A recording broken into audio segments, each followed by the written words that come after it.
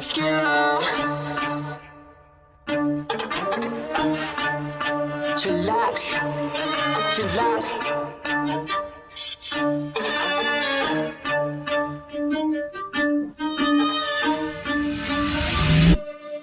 Kapag si Tito So hello mga ka-chillax, so inimbita ko kayo na umattend dito sa pa-event ng EVAP Spark Change Drive Electric this coming October 24 to 26, kung saan napakaraming e-bikes, e-motorcycle, e-cars at marami pang iba. Ang maganda dito, admission is free. So dito lang to sa SMX Convention Center. So see you! Ma'am, ano naman ating next unit? So ngayon sir, nasa harap naman po natin is si Yadea V7 ko. Yadea V7. V7. Oh. So ibang kulay naman to, no? Color pink po. Ano naman ating basic features nito?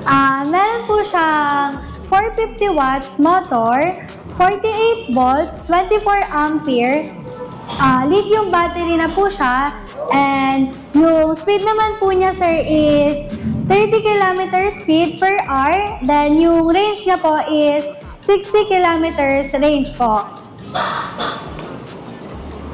So kung ihambing natin doon sa isa natin nilalatbang, no?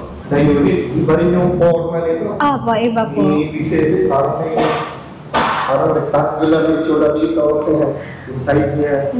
Ganun din, may pedal. Opo, may pedals po. Parang yung pinagkaiba lang po nila din yung style and yung specs po. Mas mataas po ang specs ni V7 compare kay U3. Iba yung pedal, tapos patungan dito na Ng paa. Ang paa, meron din dito, nandito yung patungan niya. Tapos dito din, may step knob. Opo, ayan. Bali, sir, once na nag-avail po tayo ng V7, ipipree na po natin yung angkasan po niya. Angkasan. Maliliit na, no? Ano ang kanyang load capacity? Ano, sir? 130 to 150 po yung load capacity. So ito ma'am, pwedeng lagyan pa ng ano dito? Parang back, ano dito? Angkasan. Bali, ayan, sir.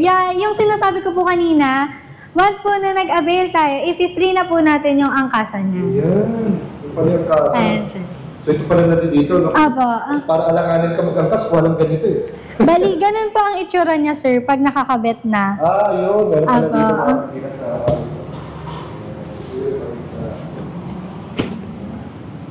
Ganda. Kaya gusto ko yun din. Ganda na pintura eh. Pati yung itsura, napaka-elegante.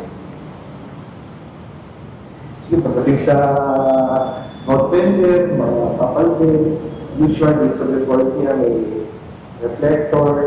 Ito ma'am, ay tubeless na. Ano ito sukat? Yes po sir, tubeless tires na po tayo. Ang sukat po ng tires natin is 16 by 2 po, 0.5 po.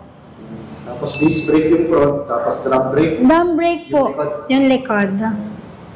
So isa pang nabighan niya ko dito ma'am, parang pansin ko, di-push start ba to? Yes po, di-push start po siya. May dalawang function po tayo kung paano ma-open po si V7. Ang unang function po is, si unlock po is, i-open po muna. Then, bago po siya mag-open ng kusa is, pipindutin po natin itong open. Ayan sir, bali, ready to go na po siya and open na po siya. Yung pangalawa naman po natin is, pipindutin po natin si lightning. Yun. Mag-open na po siya. No need na po na pindutin po natin yung on. So, pag i-off naman po, napatay na po natin siya, ibig sabihin po niyang nagbe-blink na yan, sir. Mag-wait muna po tayo ng 10 to 15 seconds. Engage na po yung safety features natin. Yun. So, ang ganda, no? Nakakatuwa. So, hindi siya mga typical na keyless lang and isusi lang. Ito, may button, no? Yun. Okay. Ano natin yung handlebar? The usual. Merong ilaw, signal light, busina. Dito ilaw, parking. Ano nga pala makikita na ulit sa monitor? Kita natin yun, ma'am. Ayan sir, the usual po, ang makikita natin is park mode, odometer, then yung speed mode po, and yung battery indicator natin. So ito no, napakapitit na e-bike, no? Yes, Yung sir. mga step fork, tama-tama lang. Tapos kung hindi ka kasya yung paa mo dyan, pwede naman Dito dito, sa no? taas. Sa sides. Tapos pwede siyang hook. Yes, sir. Bagay na bagay talaga siya sa mga babae na talagang gusto magpa-sexy, magpapayat ng onte. Pagka-deny mo yan, sir, talagang takaw mata sa mga tao. So as you can see, iba yung formahan nitong V7. Ang ganda rin ng pagka-pink. Then as usual, yung logo very defined talaga ng Yadea sa kanilang mga e-bike or kanilang mga e-scooter. Ayan, merong low and high. Then dito naman sa likod, yung kanyang brake light ay meron ding logo ng Yadea. Then pahaba naman yung mga signal light niya. So yung nakikita nyo handle dyan sa likod ay lagayan yan, kapitan niya nung parang backrest kung gusto nyo magpalagay ng sandalan. So yun, napakaganda at napaka-cute nitong unit na to. Sir, i-explain ko naman po yung security features po ni B7 natin. So, wait, hintayin lang natin naman. Yan po, sir. Once na tumunog na po siya, ibig sabihin po niyan is naka-engage na yung safety features natin. So, once na may nagtangka na itulak or igalaw yung unit natin is hindi po siya basta-basta na igagalaw. Hindi na niya maitutulak, sir. Ayan po yung unang alarm po natin. Yung second, sir. Ayan. Yung second, sir, hindi niya na po talaga siya magagalaw. Talagang nakalock na po yung gulong niya and safe na po siya. Mag-iingay na siya, magkakarena na siya, talagang hindi mo na magagamit. Yes, sir. Kung Ayan, lalagyan sir. niya ng battery. Kaso may susiyan dito, no? Ako. Diyan sa... Ayan, sir. So ito ay ano rin ba, no? Lithium. Bali, ang B7 po is lithium battery din po siya. Ayan, sir. Sa ilang kilos kaya ito? Sir, ilang kilos? Yung battery. Ang kilos na ka 4 kilos. 4K. So nasa 4 kilos.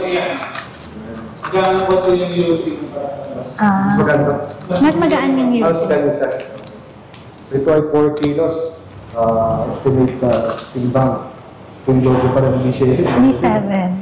May pa-stripe to. Regarding naman sa ating warranty. 1-year warranty po tayo, sir. Kasama po sa 1-year warranty natin is battery charger, controller, and yung motor po. Yung battery po natin is 2 years warranty po siya. Ma'am, ang pinakaantay na lahat, ang SRP. Si B7 naman po natin, sir, is 59,800 po siya. At ngayon po ay 44,800 na lang po siya. So, ngayon, sir, last 15K tayo. Talagang ano, no? Kailangan bilisan na nila dahil Yes. alam ko, yung promo nito, ngayong buwan lang. Ngayong buwan po, ng end ng October. At sa mga katsalaks natin dyan, huwag na kayong magpahuli. Dahil bibigyan ko pa kayo ng discount sa mga makakapanood po nito. Plus, may free pa tayo na riding jersey. At least sulit na sulit yung mga kapanood sa ating Yes, sir. mga princess, no? Apo. So, ano pwedeng i-waste para madaling makita itong showroom nyo? Ang pwede naman po nating i-waste, sir, as Arbor Building, National Road, Poblacion, Muntinlupa. Tapat po siya ng Tudings po and ng Dunkin' Donut po. So, yun ba, maraming salamat sa pagpapaunta po sa ating mga katilang. In the next vlog. Thank you po.